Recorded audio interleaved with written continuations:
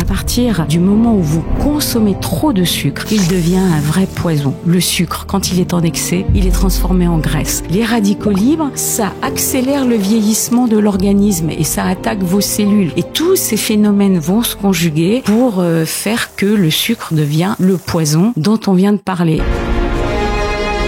Il y a une toxicité du sucre dans le sang pour l'organisme quand il est présent en excès. À chaque fois que vous grignotez, ça provoque une sécrétion d'insuline.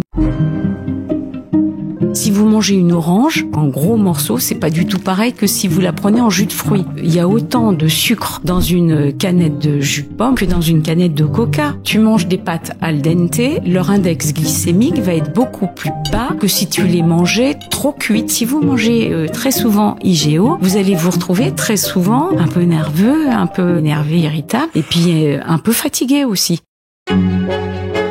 Au bout de 10, 20 ans et surtout après 40, 50 ans, l'organisme il fonctionne un peu moins bien que quand il avait 20 ans. Votre estomac, c'est aussi une zone de stockage. Il peut garder des aliments pendant 2 à 8 heures. Si on mange du riz en salade, l'index glycémique, parfois, il va être divisé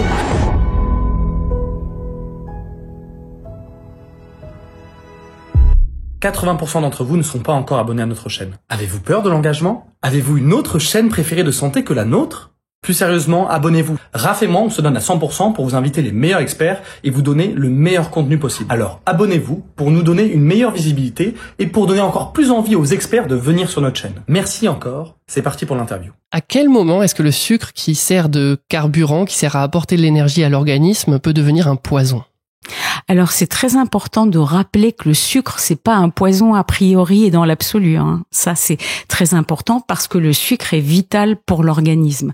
Il apporte effectivement du carburant, de l'énergie. Sans sucre, on serait comme des batteries complètement à plat. Ça, c'est important de le dire en guise de préambule. Donc, à partir du moment où vous consommez trop de sucre et que le sucre est en excès, là, le sucre devient, au fil des années, au fil des décennies, il devient un vrai poison. Pourquoi? Il y a plusieurs mécanismes qui entrent en ligne de compte. Un, la lipotoxicité. C'est un mot compliqué pour dire que le sucre, quand il est en excès, il est transformé en graisse. Et les graisses, elles provoquent un état inflammatoire dans tout l'organisme. Et les graisses, non seulement vous allez les stocker dans vos capitons, sur le ventre, un petit peu partout, mais elles vont infiltrer votre muscle, elles vont infiltrer votre foie, la fameuse maladie du foie gras. Elles vont aller dans tous vos organes, et des organes qui sont infiltrés de graisse sont des organes qui fonctionnent moins bien, ils font moins bien ce qu'ils savent faire d'habitude, sont moins efficaces, et donc la lipotoxicité, c'est vraiment pas bon. Et donc si vous consommez trop de sucre, vous avez trop de graisse et ça, c'est pas bon. Deuxième phénomène, c'est les radicaux libres. Quand vous consommez trop de sucre, surtout du fructose, mais je suppose qu'on reviendra dessus. On va revenir un peu sur les différents types de sucre. Plus tard, exactement. Eh bien, les radicaux libres, ça accélère le vieillissement de l'organisme et ça attaque vos cellules. Quand il y en a trop, ça bombarde vos cellules, ça pénètre plus ou moins profondément dans la cellule et là, pareil, ça va perturber le fonctionnement cellulaire plus ou moins. Et donc, plus vous consommez de sucre de manière chronique en excès, plus vous vous rendez bien compte que ce phénomène va être important.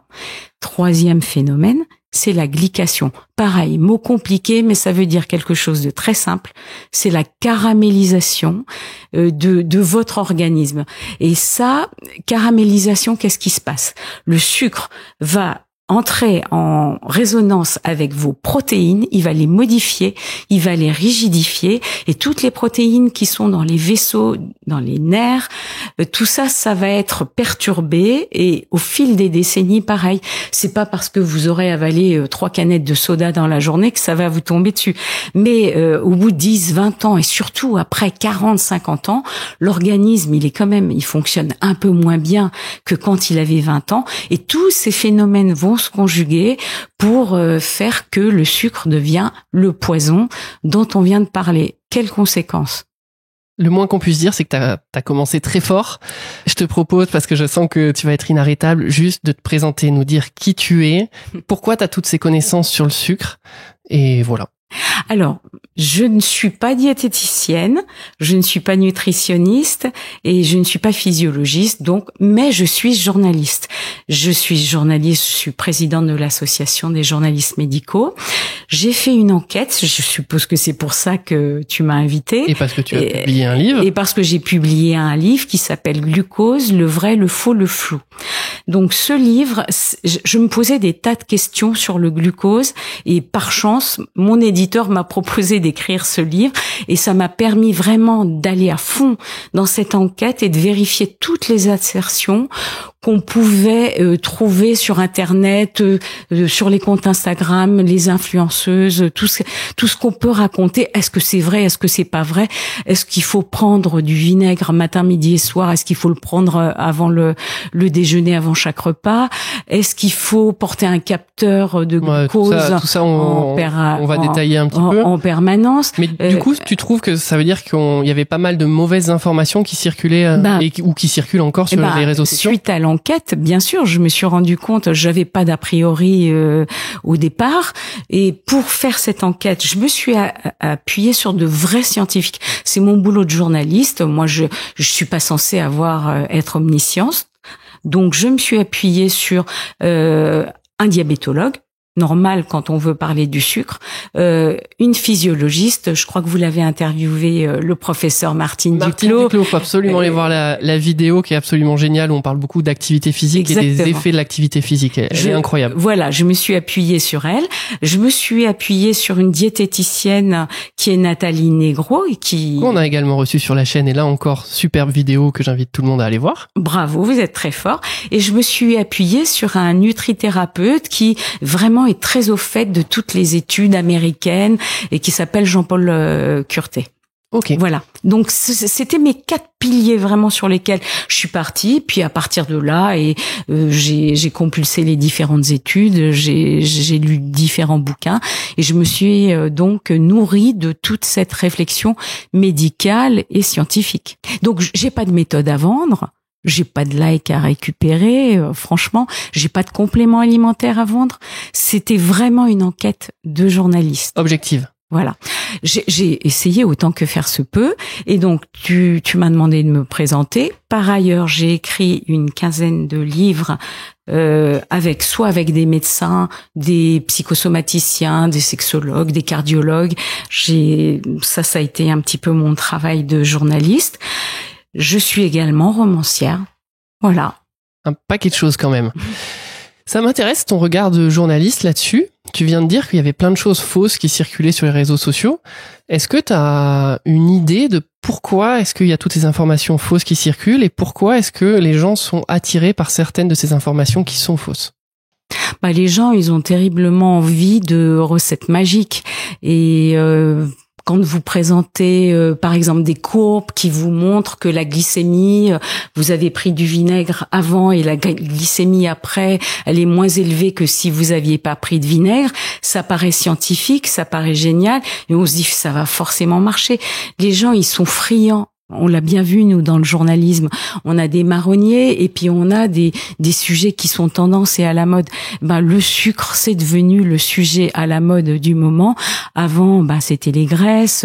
Ça tourne en permanence. Et en fait, ce qu'il faut savoir, ce qui compte, on peut pas regarder la santé à travers le filtre d'un seul élément, les graisses ou le sucre, l'index glycémique ou quoi que ce soit. La santé, c'est un tout. Nous sommes un tout. On peut pas nous réduire à un petit élément de base. Ça, c'est pas possible. Ça peut pas fonctionner comme ça. Donc du coup, si on reprend un petit peu la base du sucre, on a vu qu'il y avait plein d'effets qui étaient négatifs quand c'était consommé en excès. Donc en fait, le problème, c'est la dose. T'as bien insisté là-dessus. Oui. Prendre un peu du sucre comme ça de temps en temps, quand il y a une notion de plaisir, c'est absolument pas grave. Le problème, c'est quand systématiquement, dans notre corps, on vient apporter trop de sucre et même certains types de sucre qui sont plus nocifs que d'autres, on le développera. D'accord. Quand on mange du sucre, quand une personne mange un aliment qui est sucré, est-ce que tu peux m'expliquer un petit peu ce qui se passe dans l'organisme et le trajet du sucre? Alors, c'est très intéressant de poser cette question sur le trajet du sucre et des glucides. C'est toute la famille, c'est la grande famille des sucres. Donc en fait, dans notre alimentation, il y a 3 grandes familles de nutriments.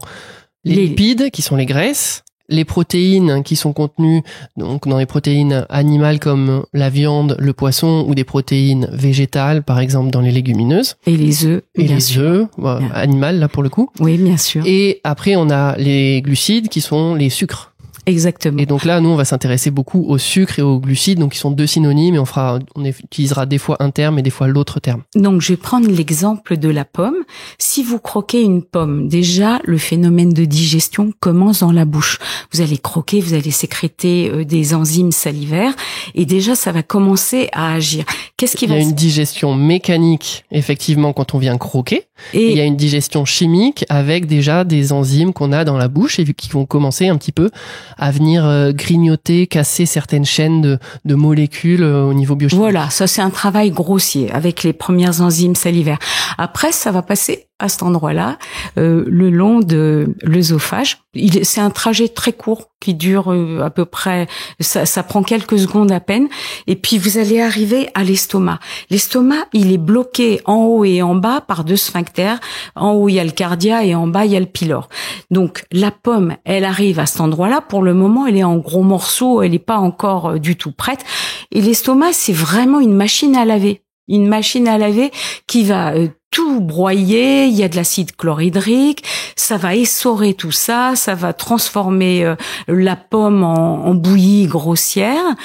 Et là, déjà, une chose très importante à comprendre, c'est que l'estomac, c'est la machine à laver, si vous lui apportez pas d'eau, elle fonctionne beaucoup moins bien. Et tout le phénomène de digestion, c'est pareil. Tout le long du tube digestif, si on boit pas avant, pendant ou après, ça va fonctionner moins bien. Donc, il est important, parce que là, il y a plein d'idées reçues qui traînent là-dessus. On prend de l'eau qu'après, ou qu'avant, ou que pendant. Ben là, l'idéal, c'est en fait tout le temps. Et là, on va améliorer la rentabilité énergétique même de ce qu'on mange. On va gagner beaucoup. Ça va être très intéressant parce que quand vous avez des fibres, comme dans la pomme, eh bien, le bol alimentaire va progresser beaucoup plus rapidement. Donc ça, déjà, important d'apporter de l'eau. Alors, les fibres, on va faire une petite parenthèse. Qu'est-ce que c'est? Ça appartient également à la famille des glucides, des sucres. Oui. Sauf qu'en fait, ça va être des molécules qui vont pas être totalement digérées parce que on n'est pas des vaches, donc on digère pas totalement les fibres, mais pourtant elles ont quand même un rôle très important. On pourrait penser que comme on les digère pas, il faut les éviter. Non, c'est tout le contraire. Au contraire, elles vont être très bonnes pour la digestion et elles vont par exemple permettre de nourrir notre flore intestinale. Elles nourrissent la flore intestinale et la flore intestinale, on va en parler tout de suite. Elle fonctionne d'autant mieux qu'elle est nourrie par des fibres. Les fibres solubles, elle va les fermenter, elle va bien les digérer et ça c'est formidable parce que justement ça va très bien réguler le passage du sucre dans le sang et ça va bien réguler la glycémie. On va en parler tout à l'heure. La glycémie, c'est le taux de sucre dans le sang. Donc la flore, plus la flore se porte bien, mieux la glycémie sera régulée. Et il y a aussi des fibres insolubles qu'on va retrouver dans notre pomme. Elles vont passer à la fin du tube digestif, elles vont récupérer la fin du tube digestif, c'est le côlon. Il va récupérer un peu l'eau, il va la recycler, il va récupérer encore des vitamines et il va éliminer les fibres qui sont insolubles et sous forme de résidus. Et notre système digestif, il fonctionne tellement bien que si on prend un repas d'1,5 kg, par exemple, pas que des pommes du coup, mais de tout, des protéines, des lipides, etc. À la fin, il reste 150 grammes de résidus seulement. C'est une mécanique extraordinaire qui optimise absolument tout extraire de manière formidable. Donc j'étais avec ma pomme quand même qui était dans ma machine à laver. Le pylore va s'ouvrir et donc le pylore, c'est l'extrémité inférieure de l'estomac. Exactement. Et puis on arrive au début de l'intestin grêle. Le début de l'intestin grêle, qu'est-ce qu'il y a? Une petite partie qui s'appelle la partie haute, qui est le duodénum. Pas loin, il y a le pancréas, il est très important, et il y a le foie avec la bile aussi. La bile va être sécrétée à ce moment-là, et puis votre pancréas, il va sécréter les sucres pancréatiques, qui sont des enzymes qui vont faire un boulot encore plus fin que ce qui était fait dans la bouche en fait. Et là, c'est comme si on avait des petits outils de précision à ce niveau-là. Et donc, eh bien, si vous aviez mangé des graisses, ce serait les enzymes qui vont transformer vos graisses en acides gras. Si vous aviez mangé des protéines, vos protéines vont être transformées en acides aminés. Et votre pomme, elle contient un amidon qui est un sucre long. Il va être transformé en glucose. Ok, donc voilà. En fait, ce qui se passe dans la pomme, c'est qu'il y a effectivement de l'amidon, qui est une forme de sucre végétal.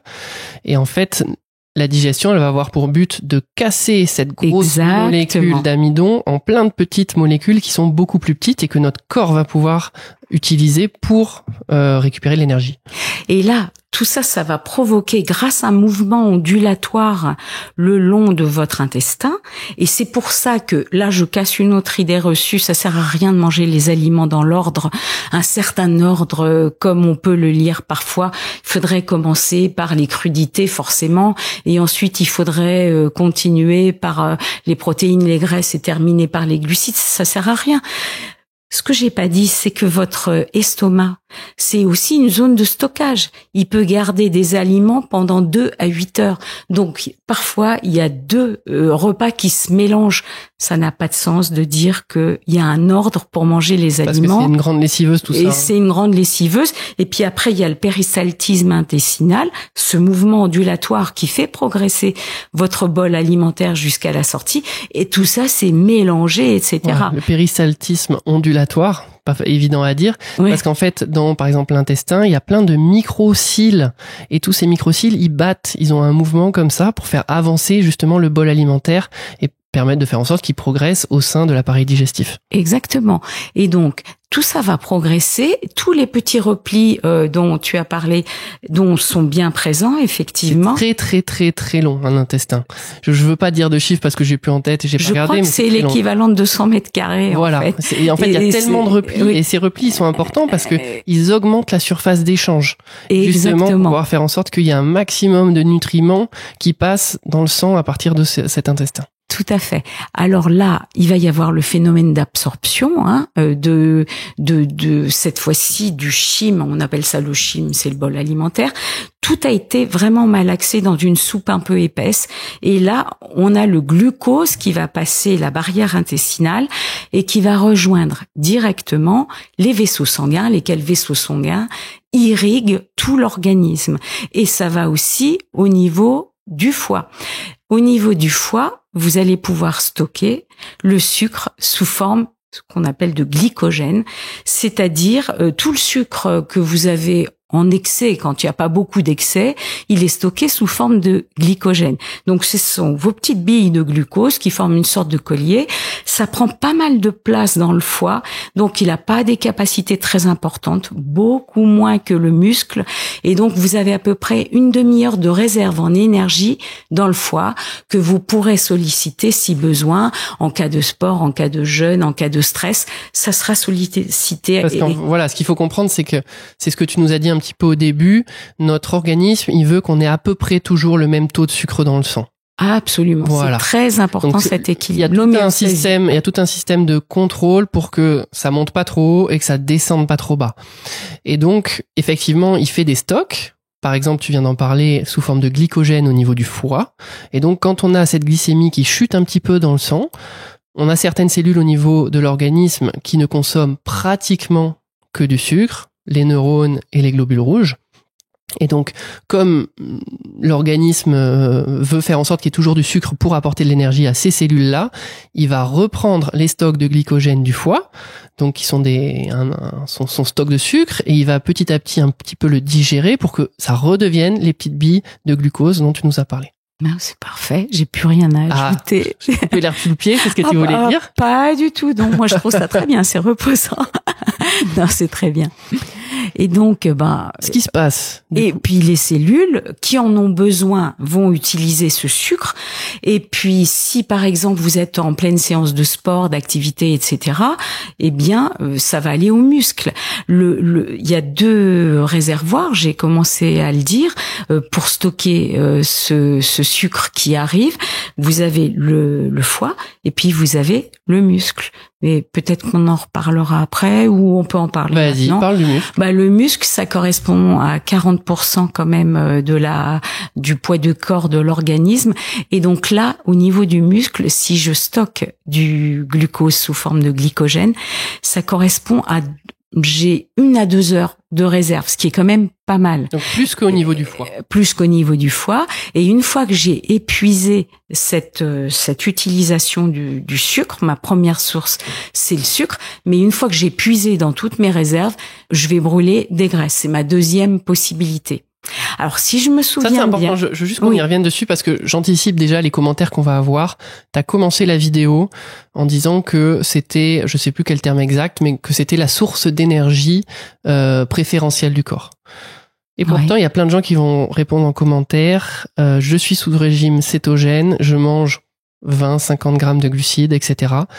Et je vis très bien. Donc, on peut également vivre sans glucides. Oui. C'est possible. Par exemple, les Inuits, c'est un peuple esquimau qui a très longtemps vécu uniquement avec des protéines et avec des graisses. Ils utilisaient ce qu'ils avaient dans leur environnement. Il y avait très peu de baies et puis en hiver, il y en avait pas. Effectivement, c'était du fait de leur localisation et de ce qu'ils trouvaient à disposition, ils mangeaient très peu de sucre. Ces gens-là, ils mangeaient surtout des graisses avec, je vais rentrer un peu dans les clichés, mais par exemple avec peut-être les phoques qui chassaient, etc. Exactement. Ou les poissons gras qui pouvaient pêcher. Ça, c'est le régime cétogène, en fait. Et on s'est rendu compte que ces gens-là étaient quand même plus exposés aux maladies cardiovasculaires. Et eux, comme ils mangeaient aussi beaucoup de oméga 3, les oméga 3, c'est très bien. Mais dans l'alimentation, ce qu'il faut, c'est toujours l'équilibre.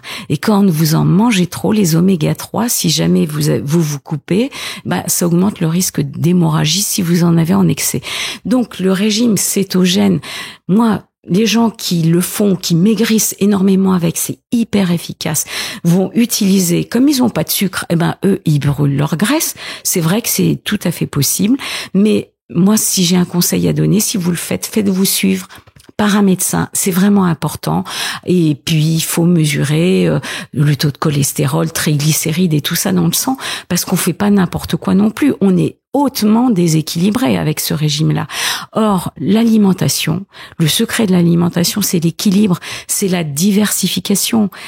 Vous voyez, c'est vraiment important. Le gros problème avec ce régime, alors si on regarde, il y a plein d'études sur ce régime. Donc initialement, il a vu le jour notamment chez les personnes qui étaient épileptiques, parce que comme les neurones, on l'a dit, consomment beaucoup de sucre, justement sur des gens qu'on n'arrivait pas à soigner avec des médicaments, etc. Chez les enfants, on s'est rendu compte que ça avait un effet. Encore une fois, c'est quelque chose qui se passe généralement dans les hôpitaux de manière très encadrée. Exactement. Où vraiment on regarde ce que mangent ces personnes-là et c'est très contrôlé les effets que ça a sur leur santé. Maintenant, on a quand même plein d'essais cliniques, d'études scientifiques qui sont intéressés au régime cétogène. On voit quand même, comme tu l'as dit, c'est que c'est très efficace pour perdre du poids. Et au tout début, si on compare différents types de régimes, souvent, c'est des régimes où on perd un petit peu plus de poids au début. Ensuite, ça s'équilibre. C'est-à-dire qu'après, on revient, en fait, sur des courbes qui sont parallèles, suivant les différents types de régimes, parce qu'en fait, la seule chose qui prime, c'est la quantité de nourriture, c'est le nombre de calories. Et donc, après, on retrouve un phénomène qui est vraiment analogue, une chute, une baisse du poids qui est la même sur tous les régimes. Mais ce qui se passe, le problème, c'est qu'on perd du poids avec des habitudes qui sont très dures à tenir sur du long terme. C'est exactement ça. Et voilà. Et donc, il faut s'interroger. Les gens qui veulent perdre du poids avec un régime cétogène, il faut qu'ils s'interrogent sur le fait de pouvoir tenir cette habitude sur du long terme. Parce que là, c'est très bien, ils perdent du poids. Mais quand ils vont remettre des glucides, quand ils vont remettre des sucres dans leur alimentation, ce qu'on se rend compte, c'est que généralement, en fin de perte de poids, le régime cétogène, il a tendance à un peu plus reprendre que les autres. Pourquoi ? Parce qu'ils ont vidé leur stock de glycogène du foie, ils ont vidé leur stock de glycogène du sucre dont tu nous as parlé. Donc au tout début, hop, ils ont un petit bonus. Et puis en fait, dès qu'ils reprennent une alimentation normale, ils ont de nouveau ce petit stock de glycogène qui se fait et donc ils reprennent un petit peu plus de poids. Mais ça, Voilà, à la limite, c'est juste pour expliquer. Mais le vrai problème, c'est que c'est, moi je pense, pas tenable. Ça veut dire que sinon, il faut que vous imposiez aux gens avec qui vous vivez, à vos collègues de bureau, à tout ça, un régime cétogène. Ou alors chacun a son menu dans la famille. C'est vraiment compliqué. Encore une fois, je pense qu'il y a des gens qui peuvent vivre comme ça, il n'y a pas de problème. Mais ce qu'il faut justement, je dirais l'encadrement médical. Et c'est vrai que c'est pas du tout facile à vivre socialement. Je veux dire, on vit plus au rythme des autres parce que il y a très peu de gens qui le font. Voilà. Bien sûr, et qui le tiennent dans le temps. Mais c'est certain, dès que vous êtes invité à une soirée, à un repas, etc., bah, ça pose un problème. Alors, on vous dira, certaines personnes peuvent dire, moi, quand je suis invitée, je fais du cétogène souple. Donc, ils vont manger à peu près normalement ces soirs-là, et après, ils vont reprendre. Mais c'est vraiment un régime pas facile à suivre, avec les risques que j'ai cités tout à l'heure. Il n'y a pas de notion de bien ou mal, c'est bien ou mal de faire ça. Hein. Non, c'est pour ça qu'en fait j'ai voulu parler un peu d'études scientifiques parce que faut sortir un peu de ça. Mais évidemment, il n'y a pas de jugement à avoir. Hein. Ça, c'est. Si on revient un petit peu sur le sucre, il y a une notion qui est importante qu'on n'a pas introduite depuis tout à l'heure, mais dont on entend également beaucoup parler, c'est que quand le sucre il passe dans le sang, ça introduit cette notion d'index glycémique. Est-ce que tu peux nous développer un petit peu ça, s'il te plaît ? Oui, alors l'index glycémique, c'est la faculté d'un aliment à élever le taux de sucre dans le sang. Quels sont les aliments dont on mesure l'index glycémique ? Ce ne sont que les aliments qui contiennent des glucides.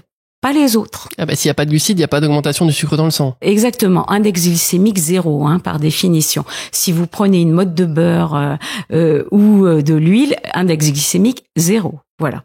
Donc ça c'est important de le savoir. Si vous prenez un steak, des œufs, du saumon, il y a très peu de sucre, donc l'index glycémique il est quasi nul ou à peine quoi, vraiment. Alors vous avez l'index glycémique, on a vu ce que c'était, et on définit des index glycémiques bas, jusqu'à de 0 à 55, on considère que c'est bas. Dans cette catégorie, qu'est-ce qu'on va mettre ? On va mettre les légumes, évidemment, on va mettre les fruits, la plupart des fruits, mais il y en a qui sont modérés aussi. Donc, en dessous de 50, entre 55 et 70, on a les index glycémiques modérés. Là, on a les légumineuses et on a les céréales complètes et puis voire semi-complètes. Et au-dessus, on a les index glycémiques hauts, c'est au-delà de 70. Par définition, l'index glycémique de 100, il a été fait avec le glucose, et le glucose, il a un index glycémique de 100. Mais on peut le dépasser. C'est ça. Est-ce que, expliquer un petit peu comment, en fait, ils ont été mesurés, ces index glycémiques. Ce qui s'est passé, c'est qu'on a pris comme valeur étalon le glucose, le sucre pur. On a regardé à quelle vitesse ce sucre, il passait dans le sang, il élevait la glycémie, et après, on a classé les autres aliments par rapport à cette référence. C'est quasiment la réponse que j'allais faire. En fait, on a donné 50 grammes de glucose à différentes personnes. On le fait pas sur un individu parce que ce qu'on n'a pas dit, mais ce qu'on va dire, d'ailleurs, c'est le moment de le dire. On est tous différents. On est tous différents. On a tous un métabolisme différent, une génétique différente. Et avec le même aliment, on peut avoir des index glycémiques différents, et moi-même, si on mesurait mon index glycémique aujourd'hui et demain, en fonction de mon état de stress, en fonction de la manière dont j'ai dormi, en fonction de la séance de sport que j'ai eue ou pas, mon index glycémique, il peut varier aussi pour le même aliment. Variation hormonale pour une femme. Donc il faut le savoir ça. Donc je reviens à comment on mesure la glycémie d'un aliment. Au départ, on a comparé les aliments par rapport au sucre. Donc, ils ont ingéré, pour le glucose, ils ont ingéré 50 grammes de glucose et on leur a fait des prises de sang toutes les demi-heures pendant 3 heures. Ça a fait une courbe et à partir de ça, on a testé les différents aliments qui contiennent des glucides, IG bas, IG moyen, IG haut, et on s'est rendu compte qu'il y a des aliments qui passaient beaucoup plus lentement que le glucose et d'autres, quelques très rares aliments, beaucoup plus vite que le glucose. Ça peut être le sirop de maïs, par exemple, le sirop de glucose fructose. C'est tous ces sirops que l'on retrouve dans les plats ultra transformés et qui font que, en fait, les plats ultra transformés, sans que vous, donc ce que vous achetez au supermarché, sans que vous le sachiez, sont bourrés de sucre et vous le savez, et cachés, vous le savez pas. Et pas les meilleurs. Et pas forcément les meilleurs. Ok, donc on est ok, on a compris cette notion d'index glycémique, y a pas de problème. Maintenant, question bête. Pourquoi c'est mauvais d'avoir un index glycémique élevé? En quoi c'est mauvais qu'il y ait une augmentation du sucre dans le sang? Alors, ça c'est une question qui est intéressante parce que plus vous mangez IGO, plus vous sécrétez d'insuline. L'insuline, c'est une hormone qui est sécrétée par le pancréas et elle a deux rôles. Son premier rôle, c'est que dès que vous avez mangé une alimentation glucidique, ça va passer la barrière intestinale comme on l'a vu, ça va aller dans les vaisseaux, ça va dans le sang. Il faut, une fois que c'est dans le sang, ça peut pas y rester. Parce que tu l'as dit au tout début, tu as commencé, il y a une toxicité du sucre dans le sang pour l'organisme quand il est présent en excès. Donc l'organisme, il veut faire descendre ce taux de sucre dans le sang. Il faut revenir à l'équilibre. Donc l'insuline, ce qu'elle fait, c'est elle ouvre les portes des cellules, le glucose rentre dans les cellules, soit il est utilisé tout de suite, soit il va dans le foie et dans le muscle où il va être stocké, et soit il est transformé en graisse. Voilà. Donc, l'insuline, c'est aussi une hormone, on dit obésogène, parce que tout ce qui n'est pas utilisé, tout ce qui est en excès, se transforme en graisse. Et stocke. Et stocke. Parce que pour faire sortir le sucre dans le sang, il faut bien qu'il aille quelque part. Et donc, l'organisme va le stocker soit sous forme de glycogène, soit sous forme de graisse. Et stock égale surpoids. Et ça, stock égale surpoids, bien sûr. Ça déjà pour commencer. Et puis graisse égale inflammation. Et plus vous avez de graisse, plus vous envoyez des hormones qu'on appelle des cytokines inflammatoires, qui elles-mêmes entretiennent l'inflammation. C'est un cercle vicieux. Et tout ça, c'est le lit des maladies de surcharge. Maladies cardiovasculaires, diabète, etc. Ça, c'est exactement ce dont on a parlé avec le professeur Berenbaum sur la chaîne. Vous pouvez aller voir la vidéo, c'est passionnant. Lui, il explique vraiment que ceux qui se sont rendus compte, c'est que les personnes qui étaient en surpoids, qui donc avaient trop de graisse au niveau de l'organisme, ont retrouvé une inflammation de bas grade chez ces gens-là. Voilà. Et cette inflammation de bas grade, effectivement, elle est responsable de toutes les pathologies dont tu as parlé, donc tout le syndrome métabolique, donc surpoids bien évidemment, hypercholestérolémie, diabète, augmentation du périmètre abdominal. Et donc tout ça, ça va être par exemple générateur d'arthrose. Et donc là, ça introduit une autre notion où il y a plein de gens qui pensent que c'est le surpoids mécanique, la contrainte mécanique qui est génératrice d'arthrose. Et ça, c'est possible. Mais en fait, ce qu'on s'est vraiment rendu compte, c'est qu'on retrouvait également chez les gens en surpoids de l'arthrose au niveau des articulations comme les doigts, le poignet, etc., qui sont pas des articulations portantes. Donc voilà, la grande blague qu'on fait tout le temps, c'est les gens ne marchent pas sur les mains. Et effectivement, donc pourquoi est-ce qu'ils avaient de l'arthrose ? Parce qu'on a eu cette graisse qui est générateur d'une inflammation au niveau de l'organisme par la libération d'interleukines, tu l'as dit, et qui va un petit peu venir abîmer notre organisme de manière insidieuse sans que ça se rende compte. Tous les organes absolument sont concernés par ça. C'est un phénomène général. L'inflammation, faut lutter contre. Tout à fait. C'est clair. Et ce qui est difficile à concevoir en réalité, c'est que le sucre se transforme en graisse. C'est vraiment un phénomène, une alchimie, une transmutation. C'est pas le plomb en or, mais c'est l'or en plomb. Donc il faut éviter de manger du sucre en excès, mais pas n'importe quel sucre. En fait, il y a des sucres qui sont plus problématiques que d'autres.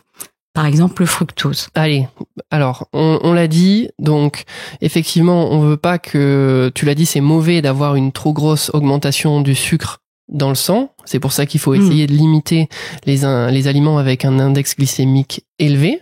Oui. Voilà. Pourquoi ? Parce que notamment, ça crée un excès de stockage des graisses, tu l'as dit. Oui, parce que plus c'est IGO, plus il y a d'insuline. Voilà. Donc plus il y a de stockage. Donc c'est ce que j'allais dire. En fait, le problème, c'est que du coup, si on a beaucoup de sucre dans le sang, ça va entraîner beaucoup de sécrétion d'insuline, t'en as parlé, et ces pics d'insuline, ces sécrétions d'insuline, on sait qu'elle est mauvaise pour le corps, qu'elle peut favoriser, encore une fois, l'apparition d'un syndrome métabolique, en plus de la prise de poids.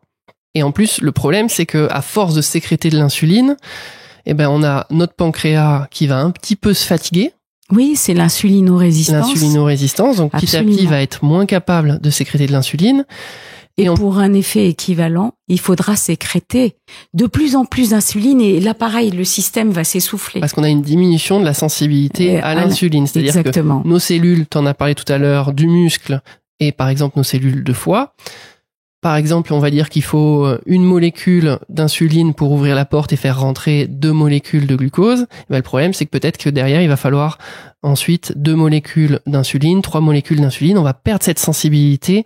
La porte, il va falloir toquer plus fort pour qu'elle s'ouvre. Ils vont avoir plus de mal à entendre. Et tout ça, ça va user l'organisme, ça va le fatiguer et ça va faire en sorte que toute cette boucle de rétrocontrôle, de contrôle qui est très fine et qui est très performante, et petit à petit, elle va se dérégler. Et en fait, on était dans un cercle vicieux où tout fonctionnait bien et on va rentrer dans un cercle vicieux où au contraire, tout va beaucoup plus mal fonctionner. Et ce qu'il faut savoir, c'est que ce qui accélère cette insulinorésistance ou résistance à l'insuline, c'est le fait de manger IGO, ça c'est sûr. Plus on mange IGO trop souvent et tout le temps, ça va le faire, mais pas que. C'est aussi le fait de grignoter en permanence. À chaque fois que vous grignotez, vous provoquez, si vous grignotez glucidique, donc des gâteaux, vous buvez une canette de soda, des choses comme ça, c'est pareil. Ça provoque une sécrétion d'insuline. Donc ces deux phénomènes ensemble font que vous sécrétez de l'insuline en permanence. D'où insulinorésistance et problème. Est-ce que tu peux nous donner un petit peu des conseils dans la façon peut-être d'associer les aliments dans la cuisson, dans tout ce qui te vient, pour essayer de diminuer un petit peu ce pic de glycémie, donc ce pic d'insuline lorsqu'on mange? Alors là, je vais forcément en oublier, mais j'en ai mis genre 200 dans le bouquin. Il y en a plein. Il y en a plein. Les plus pratiques, d'après toi. Alors, les plus pratiques. Ou ceux que tu utilises toi personnellement. Ce qui sont les plus importants, c'est de enrober au maximum ces glucides avec des fibres. C'est-à-dire, si vous mangez des pâtes, c'est bien de les manger avec des légumes, par exemple.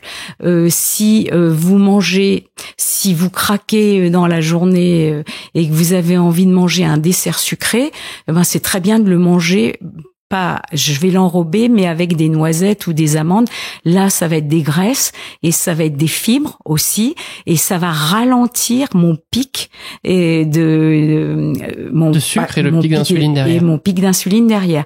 Donc, je vais enrober mes sucres en fait. Le fait de prendre des gros morceaux, c'est très important. Par exemple, si vous mangez une orange en gros morceaux, c'est pas du tout pareil que si vous la prenez en jus de fruits. Le jus de fruits, ça passe tout de suite, tandis que... Tu peux nous expliquer la différence justement un peu qu'on retrouve entre les deux?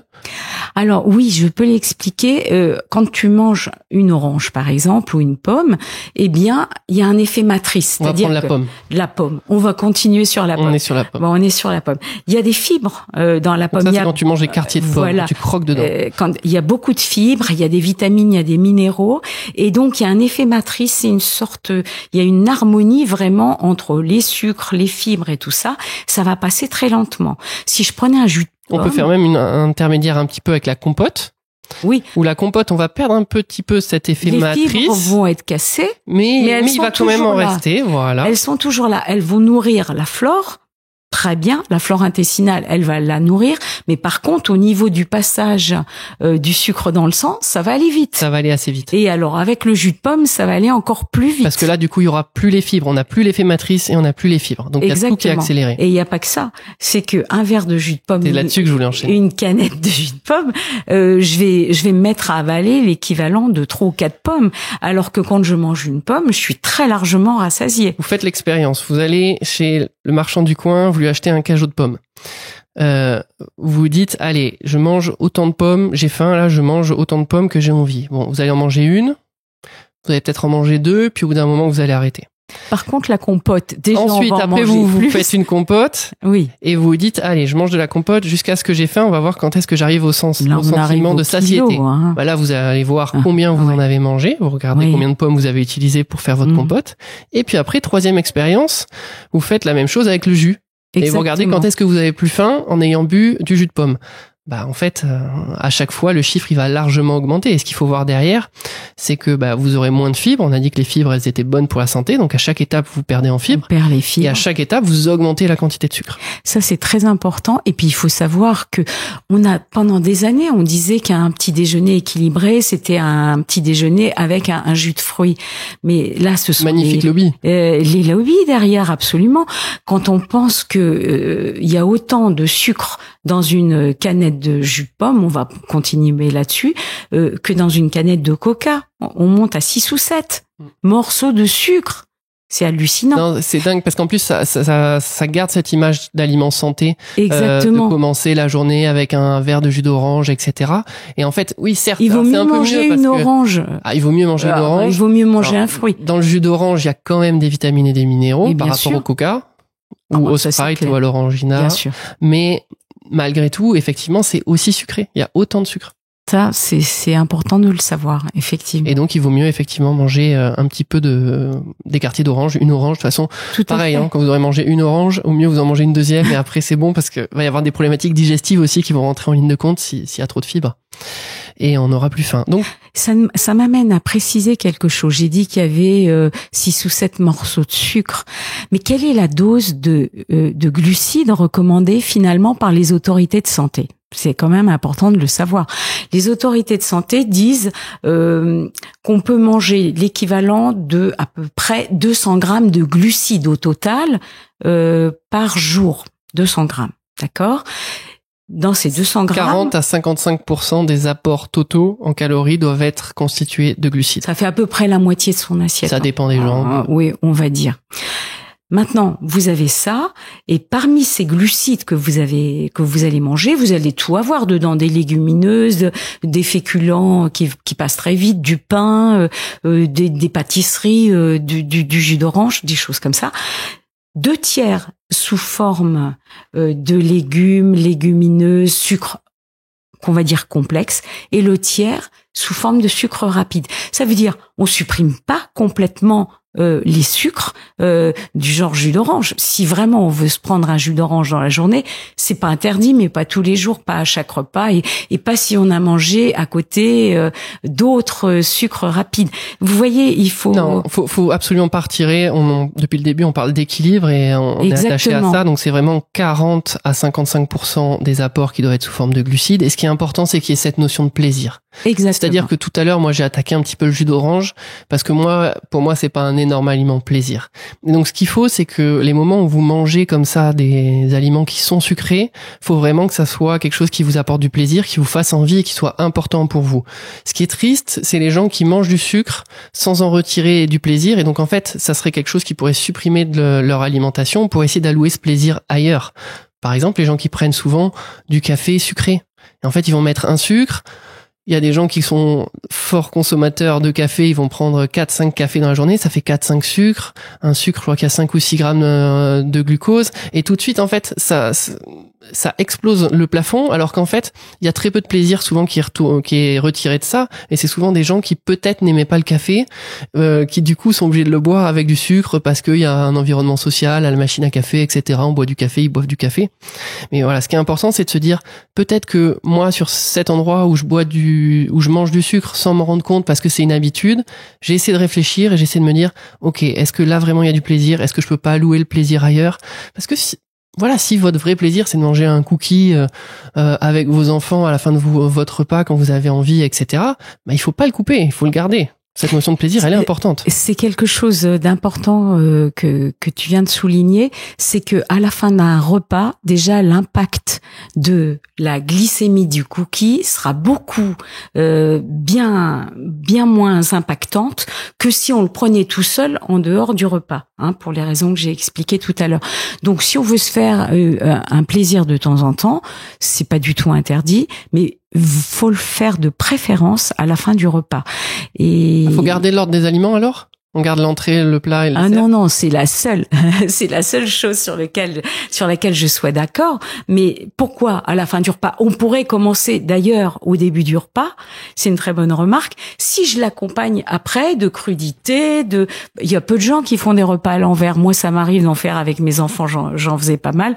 On commençait par la fin, on arrivait au début. Peu importe. Bon, je viens d'avoir des enfants, j'ai pas hâte qu'ils me demandent ça, mais.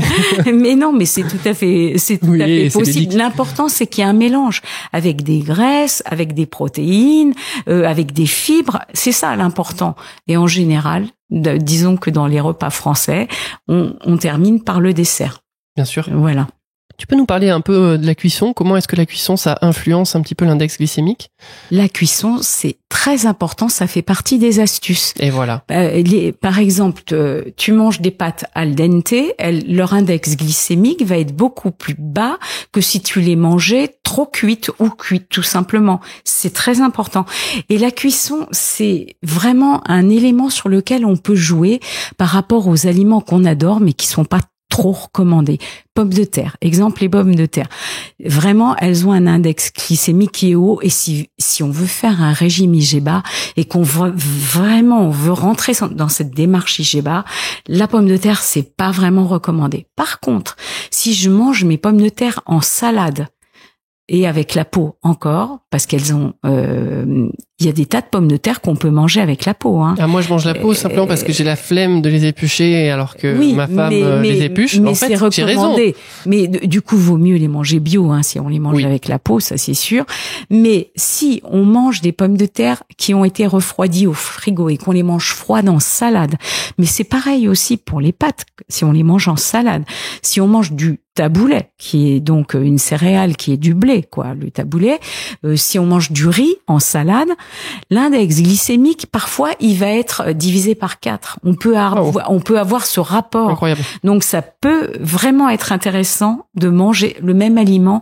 On peut faire varier son index glycémique grâce à ça. Et donc, ça, c'est intéressant. Tout à l'heure, tu as parlé et t'es revenu sur le fait que dans les recommandations, il fallait manger une certaine quantité de glucides. Oui. Donc, toi, t'as parlé en calories, moi j'ai parlé en pourcentage. Je voudrais qu'on revienne là-dessus parce que, encore une fois, il y a des gens qui mettent un petit peu en question ces recommandations et savoir un petit peu comment elles sont calculées. Parce qu'en fait, ça sort pas du chapeau. Il y a pas quelqu'un qui s'est levé un matin, qui a lancé une balle de ping-pong sur un clavier et s'est tombé sur 40 à 50% des apports totaux qui doivent être constitués de glucides. Ce qui s'est passé, c'est que il y a eu des scientifiques qui ont pris des participants. Il y en a certains à qui ils ont fait manger, par exemple, 10% de leur apport totaux sous forme de glucides, d'autres 15, d'autres 20, d'autres 25, et ça jusqu'à 90, 95, 100%, et ils ont regardé chez ces gens-là lesquels tombaient malades, lesquels vivaient sans pathologie, vivaient longtemps et étaient en bonne santé. Et en fait, c'est à partir de ces résultats-là qu'ils ont fait des recommandations, et ensuite ils ont fait la même chose avec les graisses, et ensuite ils ont fait la même chose avec les protéines, et ensuite avec les micronutriments, etc., comme les vitamines et les minéraux. Mais tout ça, ça sort pas du chapeau de quelqu'un qui a écrit la recommandation en se levant un matin. Toujours, oui, tout à fait d'accord avec ça. C'est juste, c'est statistique. Bon, c'est une courbe de Gauss, hein. Et puis on sait que si on est sous le dôme, on est plutôt bien. Mais chacun a aussi un métabolisme différent. C'est pourquoi on peut, pour certains, les glucides 45% suffiront, alors que pour d'autres, il faudra vraiment 55% parce que ils travaillent énormément physiquement. Ce sont des grands sportifs, des athlètes, etc.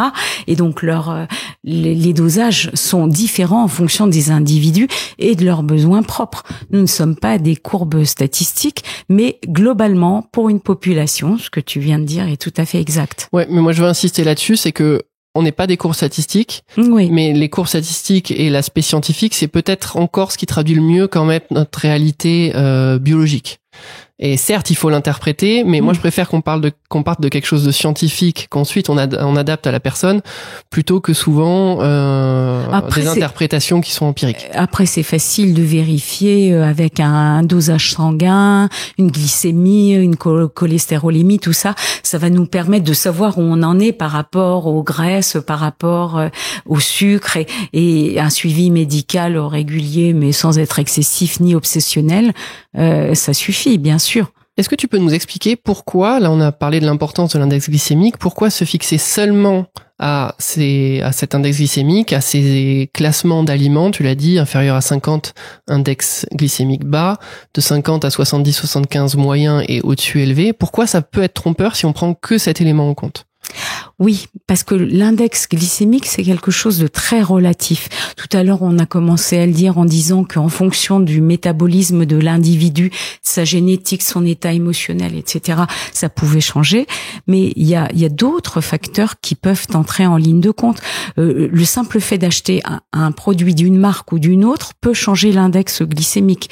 Donc ça, c'est un exemple qui peut agir dessus. Il y a tous les éléments dont on a parlé, hein, par exemple le fait de cuire ou pas, de consommer en gros morceaux ou pas, tout ça, c'est vraiment un élément important. Faut le relativiser. L'index glycémique, c'est parfait pour comparer des aliments de la même famille. Si je veux manger tel ou tel fruit, je saurais que par exemple la pêche, c'est quand même plus intéressant qu'une banane très mûre. Le degré de mûrissement d'un fruit, plus il est mûr, plus son index glycémique est élevé. Effectivement. Je l'ai pas dit, mais il faut le rappeler à ce moment-là. Donc effectivement, du coup j'ai perdu le fil. Je te parlais pourquoi se fier seulement à l'index glycémique. Ah oui, ça pouvait être une erreur. Il y a cette notion de charge glycémique. Il y a l'histoire de la charge glycémique. En fait, ce qu'il faut voir, c'est la quantité réelle de sucre que l'on va absorber. Si on dit que l'index glycémique des carottes cuites est énorme, il est même supérieur. Il est même supérieur à celui des pâtes blanches. Donc si on prend les carottes, on se dit je vais manger quelque chose de sain, je me fais une salade de carottes râpées, on sort notre petit classement des aliments et on voit carottes, index glycémique élevé. La stupeur. Ça c'est pour les carottes cuites que c'est vraiment très très élevé. Et alors si je me dis non, l'index glycémique de la carotte cuite ou de la pastèque c'est vraiment trop élevé, je préfère manger des pâtes dont l'index glycémique est plus bas, j'ai tout faux. Pourquoi? Parce qu'en fait, la quantité de sucre qu'il y a réellement dans les pâtes, dans les carottes, elle est faible. Ça s'appelle la charge glycémique. Il y a 6 à 7 grammes de glucides pour 100 grammes de carottes. Voilà. Tandis que dans les pâtes, il y en a énormément. Donc, ma charge glycémique, elle va être très importante. Et au final, les diététiciennes et les nutritionnistes, en fait, les spécialistes de l'alimentation, eux, ils se basent surtout sur la charge glycémique. Qu'est-ce que c'est que la charge glycémique mathématiquement? C'est l'index glycémique multiplié par la teneur en sucre d'une portion d'aliment divisé par 100. On va vraiment pas s'embêter, nous, à calculer ça se devine pas. Il faut pas que le repas devienne un casse-tête chinois et un parcours du combattant, hein. Mais il faut rester dans la raison et puis se dire et savoir qu'un index glycémique haut, si j'en prends peu, peut provoquer un pic, une élévation bien moindre que un index glycémique qui serait bas mais que j'aurais mangé énormément. Ça, c'est une notion qui est primordiale à comprendre. Moi, j'ai mis du temps à comprendre ça. Tu l'as dit, t'as expliqué tout à l'heure, l'expérience, elle a été basée sur un étalon de 50 grammes de glucose, c'est ça? Oui, 50 grammes. Et donc, en fait, quand ils ont testé les différents aliments, quand, par exemple, ils ont pris la carotte cuite, ils ont fait manger 50 grammes de sucre contenu dans la carotte à la personne. Donc la personne n'a pas mangé 50 grammes de carottes. Elle a mangé, alors je sais pas, je vais pas avoir le calcul de tête, mais comme il y a environ 6-7% de la carotte cuite qui est composée de sucre, elle en a mangé peut-être 400 grammes. Voilà, 400 plus que ça. Qui va manger ça, quoi. Voilà, et en fait donc du coup, c'est pour ça que certes il y a eu un pic de sucre et derrière un pic d'insuline qui était élevé, mais la personne a mangé beaucoup plus de carottes cuites que en fait elle n'a mangé de pâtes ou de riz ou de sucre en poudre. Pour obtenir ces 50 grammes, il a fallu des doses énormes, puisqu'il y a très peu de sucre en réalité dans les carottes. Il y a le potimarron qui est exactement le même. Voilà, exactement. Et la pastèque, voilà. Donc faut se faire plaisir. Et puis surtout, si on mange ces aliments, ce qui compte, c'est l'index glycémique au fond du repas. Parce que un aliment plus un index glycémique plus un autre, plus un autre, plus un autre. Au final, on devrait pouvoir se dire que l'index glycémique du repas, c'est ça qui compte. Mais on s'est rendu compte que dans la réalité, on peut pas les ajouter vraiment complètement, quoi. Donc, parce que à cause de tous les paramètres, ça s'équilibre pas un aliment avec un index glycémique. Les scientifiques, ils sont réticents à théoriquement sur le papier, c'est ce qu'il faudrait faire, mais ça va dépendre. Mais c'est infaisable, la quantité de graisse et de protéines que vous avez mangé à côté, complexe. vous la comptabilisez pas, puisqu'on comptabilise que les index glycémiques. Or, vous avez mangé des graisses, or, vous avez mangé des protéines, et elles n'ont pas été comptabilisées, et ça va changer. C'est tellement multifactoriel. Ça va changer tout votre repas. Ça devient incalculable. Mais par contre, moi, je continue à dire que de manger IG bas ou modéré, c'est quand même quelque chose d'intéressant. Pourquoi? C'est le régime que suivent les prédiabétiques et les diabétiques. Parce que il faut qu'ils réduisent leur taux de sucre en général. C'est un régime qui est sain si vous le faites. Vous avez moins de maladies cardiovasculaires, moins de risques de passer de prédiabète au diabète. C'est quand même un régime sain qui fatigue moins et qui est intéressant.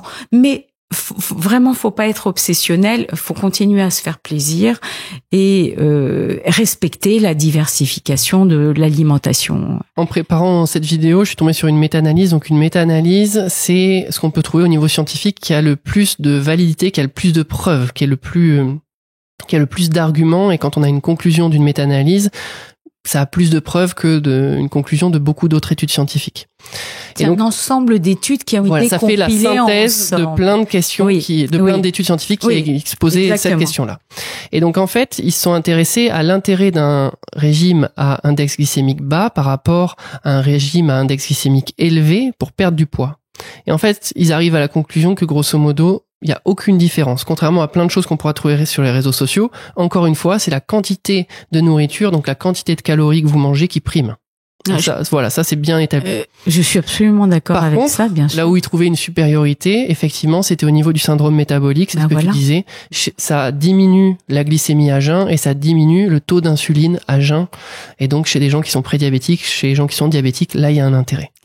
Et puis éventuellement, ça peut aussi diminuer la fatigue générale, parce que ce qu'on n'a pas dit tout à l'heure, c'est que quand on mange un aliment à index glycémique très élevé, plus on avance en âge, à partir de 50, 60 ans, etc., la mécanique, elle se dérègle. Et le pancréas, quand il sécrète de l'insuline, il sécrète pas forcément la bonne dose d'insuline. Et donc, il peut en sécréter beaucoup trop par rapport à cet index glycémique qui est haut. Du coup, le taux de sucre dans le sang va chuter très vite, et puis du coup, vous allez vous retrouver avec une hypoglycémie réactionnelle, un phénomène de fatigue et d'irritabilité. Et si vous mangez très souvent IGO, vous allez vous retrouver très souvent un peu nerveux, un peu énervé, irritable, et puis un peu fatigué aussi. Ouais, tout à fait. Donc ça c'est aussi intéressant de le savoir. Et il y a beaucoup de gens qui se sont tournés vers ce régime IG bas pour ce côté-là. Mais beaucoup en attendent trop. Beaucoup trop. Parce qu'il y a beaucoup de promesses aussi qui sont vendues à droite à gauche. Ils veulent maigrir. Or, le problème de maigrir avec le régime IG bas, c'est tout à fait possible. Si on fait très attention aux portions, on se doute bien qu'en mangeant des lentilles, qu'en mangeant des haricots blancs qui sont très recommandés parce que très riches en fibres, il va quand même falloir faire attention aux portions. Sinon, on va grossir. En fait, il va même pas falloir faire attention aux portions. En fait, c'est là où les gens comprennent pas. J'ai cité la méta-analyse exprès en disant qu'il n'y a pas de différence. Mais malgré tout, il y a plein de gens qui ont perdu du poids en adoptant un régime à IG bas. Pourquoi? Parce que en mangeant des aliments à IG bas, souvent c'est des aliments qui contiennent des fibres. Oui. Comme par exemple les légumineuses, on en a parlé. Et donc, en fait, ça va être rassasiant et finalement, ils vont moins manger. Donc en fait, ils ont mis en place des contraintes qui font que ils vont moins manger et ils vont perdre du poids. Mais c'est pas le fait de manger IG bas en soi. S'ils mangeaient IG bas avec le même nombre de calories qu'avant, ils auraient un poids qui resterait identique. Tout à fait. Et puis ça oblige à boire un peu plus. Ça met des habitudes saines. Ça met des habitudes saines, absolument. Tout à fait. Et du coup, c'est assez positif. Bien sûr. Il y a un aliment, vite fait, on ouvre une petite parenthèse, qui est magique pour l'index glycémique, c'est le vinaigre. Ah, alors non, je suis pas d'accord. Le vinaigre, c'est Moi bien. non plus. C'est bien quand on aime ça et qu'on veut le manger en salade avec ses crudités ou sa salade, c'est très bien. Mais de là à en prendre avant le repas ou avant chaque gâteau, de se pourrir la vie. Il y a même des business qui se sont construits autour du vinaigre qu'on vend à des prix faramineux, des vinaigres de cidre qui sont vendus à 20-30 euros la bouteille. Franchement, c'est pas possible. Donc oui, il y a un discret effet dont je parle dans le bouquin. C'est vrai, je le reconnais. C'est une mine d'or. Il y a plein de choses top dans ton livre. Ça va ralentir un tout petit peu la vidange gastrique, mais en fait beaucoup moins que si j'avais mangé des fibres à un repas. Au repas d'après, il y a un effet fibre au deuxième repas. La flore, elle est tellement bien, elle a été tellement bien nourrie par les fibres du précédent repas qu'elle va être optimum pour traiter le sucre.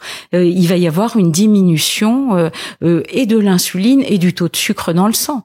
Donc le meilleur réducteur de l'insuline et du sucre dans le sang, ce sont les fibres. Ce qui s'est passé, c'est qu'en fait, il y a eu une étude au Japon qui a montré que prendre du vinaigre en même temps que des aliments sucrés, ça diminuait l'index glycémique chez des animaux.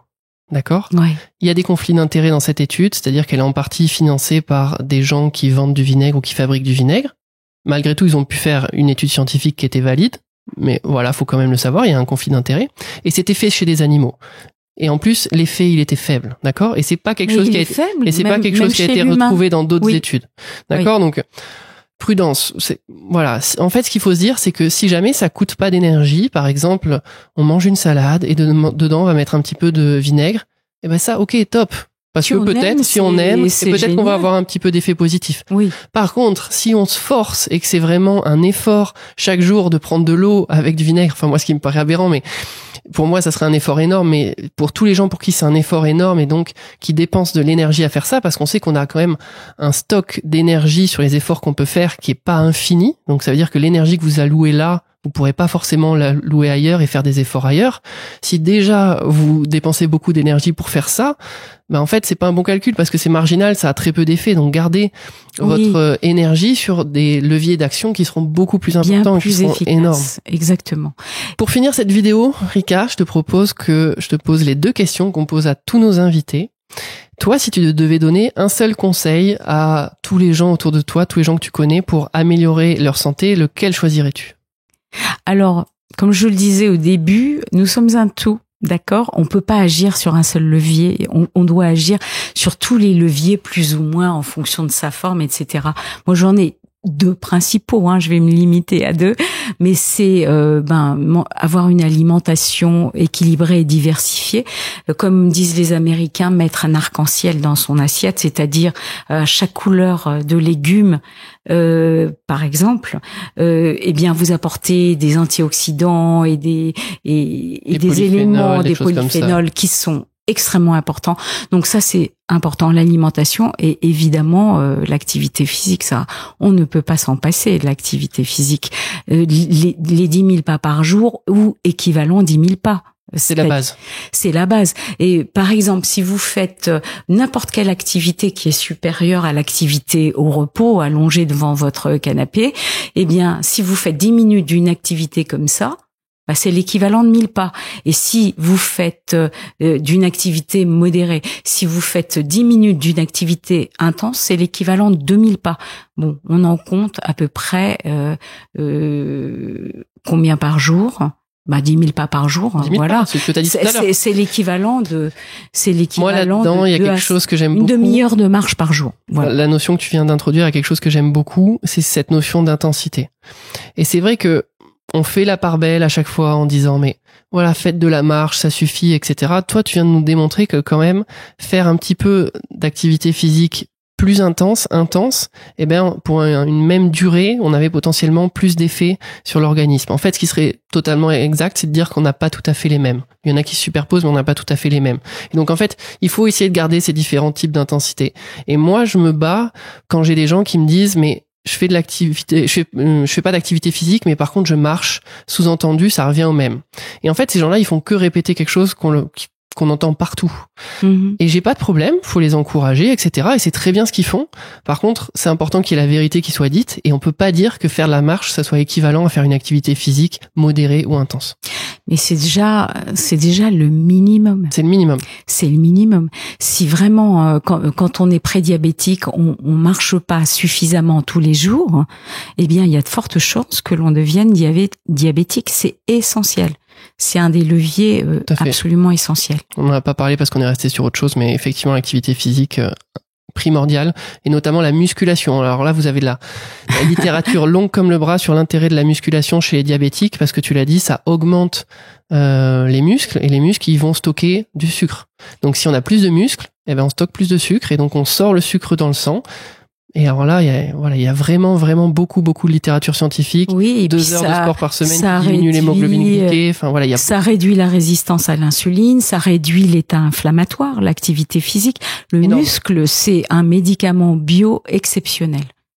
Il n'y a pas de médicament qui a les effets de l'activité physique. Non, il y a même une étude qui a été faite pour comparer l'activité physique à un médicament antidiabétique, et à raison de 3 heures par semaine pendant plusieurs mois, eh bien le sport faisait mieux, l'activité physique faisait mieux que le médicament antidiabétique. Eh oui, mais 3 heures 3 heures par semaine. Eh oui, mais t'as plein de gens qui préféreront prendre une pilule ou s'injecter quelque chose que faire 3 heures, ça demande beaucoup moins d'efforts.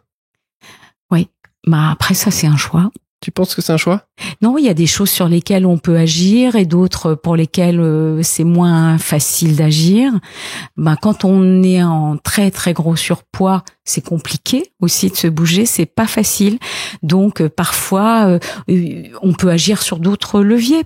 Peut-être sur l'alimentation ou sur l'inflammation, il y a plein de leviers sur lesquels on peut agir.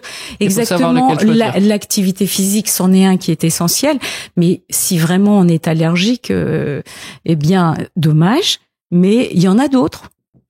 Moi, je te suivrai pas là-dessus. Bon, ne me suis pas là-dessus. Je te suis pas, c'est-à-dire que je pense que voilà, on peut pas dispenser quelqu'un qui a des problèmes de santé qui sont améliorés par l'activité physique sous raison qu'il n'aime pas. Faut vraiment trouver l'adaptation, faut tester plein de choses, faut tester la dose, faut tester la répartition. Enfin voilà, faut jamais s'arrêter. Du coup, faut être accompagné. Faut être accompagné, bien sûr. Et plus on est en surpoids, plus on est obèse, plus on a besoin finalement d'activité physique. Et je ne l'ai pas dit, mais maintenant je saisis cette occasion pour le dire, c'est qu'en fait le muscle, il a une faculté extraordinaire. Non seulement il peut utiliser le glucose ou les lipides pour fournir de l'énergie, mais pas que. Il peut aussi utiliser le glucose sans sécrétion d'insuline. Or, les personnes en surpoids ou obèses, elles sont résistantes à l'insuline. Donc c'est vraiment, pour elles, ce serait encore mieux, encore plus efficace et encore plus nécessaire. Après, on peut pas mettre une Kalachnikov sur la tempe des gens. Évidemment. Deuxième question qu'on pose à tout le monde. Toi, qu'est-ce que tu as mis en place récemment dans ta vie pour être en meilleure santé ? Ce que j'ai mis en place, ça a été suite à cette enquête. Ton livre. Suite au livre, exactement. Il m'arrivait d'avoir des petits craquages sucrés dans l'après-midi. Maintenant, si j'ai un craquage sucré, déjà j'essaye de me dire ah non, je vais le prendre en dessert, ce craquage, mais sinon je me balade toujours avec des noisettes, des amandes, etc., une petite poignée, et que je mange avec, et ça m'apporte donc des fibres et des graisses qui vont ralentir le passage du sucre dans le sang, et donc mon pic d'insuline, et moyennant quoi je peux espérer réduire tous les effets négatifs de ce plaisir immense. T'es devenu un petit écureuil, tu te balades avec tes petites noisettes. Oui, je me balade avec mes petites noisettes. Ça marche. Et c'est fort agréable. Merci beaucoup, Rika. Et écoute, je te dis à bientôt. Et moi, je dis merci Fred et Gégé, du coup.